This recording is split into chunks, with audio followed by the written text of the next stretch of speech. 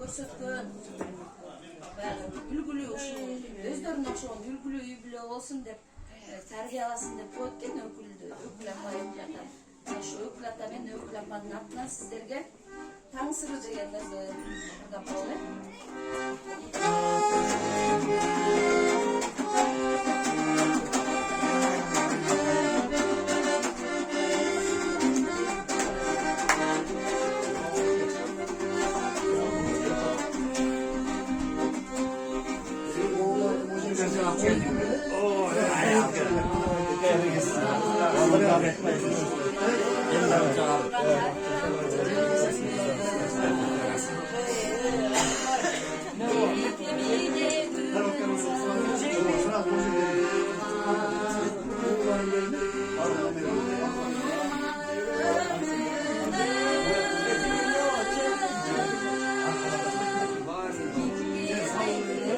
Sana tabii.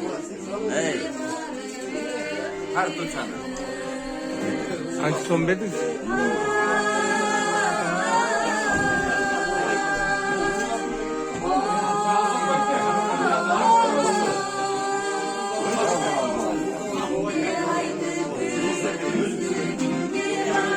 Abi, bize de bayağı aslında koy böyle madalya dikiyor. Siz de beni kursanız diyaka depçi. Göz birine sap kursanlar ya.